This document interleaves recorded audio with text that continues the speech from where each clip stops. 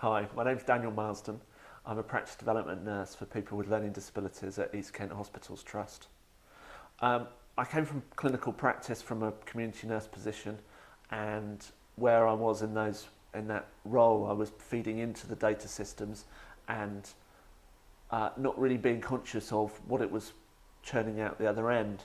I then found myself, I obtained this practice development nurse post.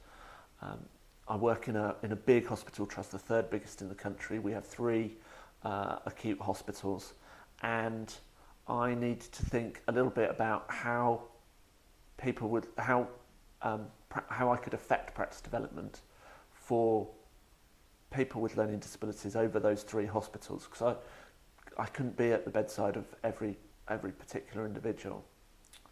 So that led me into some conversation with the information team to be able to identify and track people with learning disabilities, as our regulators and as the Michaels report has asked us to do.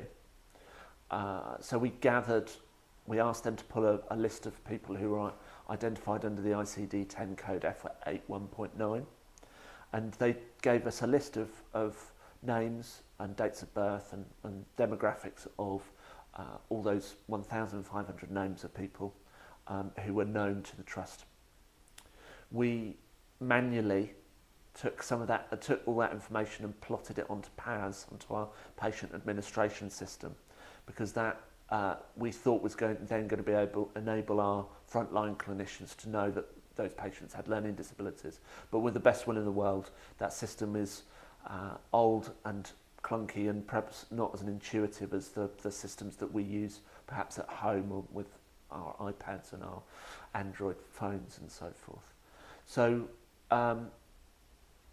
where that led us to is a new system, a new computer system called QlikView. QlikView was was revolutionary for me and my clinical practice. It sits on top of PAS and draws all the information out of PAS in 2-minute bursts. So as real time as you could possibly want it, I can log on to my system now and I can know where people with learning disabilities are in the hospital, pretty much to the bay if I wanted to. But actually I can identify and track them on a 2-minute basis.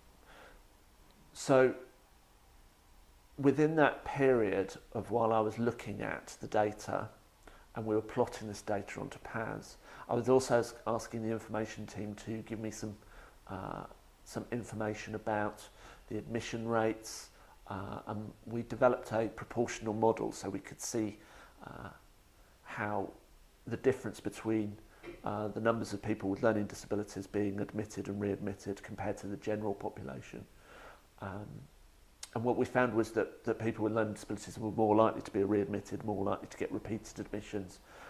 So we developed a linked nurse system with the Community Healthcare Trust, Kent Community Healthcare Trust, and they now prioritise, the community learning disability nurses prioritise referrals for patients with learning disabilities who've been admitted more than 3 times or been to A&E more than 4 times in the last 12 months.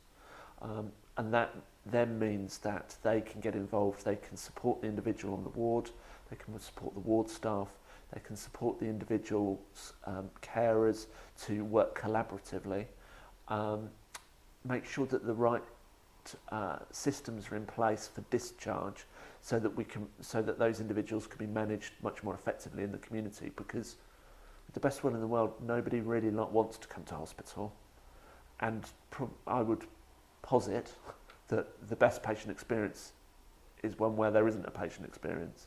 So if we can manage and minimise those experiences, not only are we ensuring that we manage people effectively in the community, and that's got to be a good patient experience, but also we're saving money as well. We're saving costs, and we're able to show that with 1 or 2 of our case studies. So from a learning disability nurse's point of view, I'm really much more comfortable dealing with spreadsheets and working with the information team and knowing people who can help me interpret some of the data that's out there now. And I would recommend that other nurses do the same, that there's a wealth of information out there that you can construct the story, the narrative for the patient, and it helps us as nurses be able to advocate on behalf of the patient.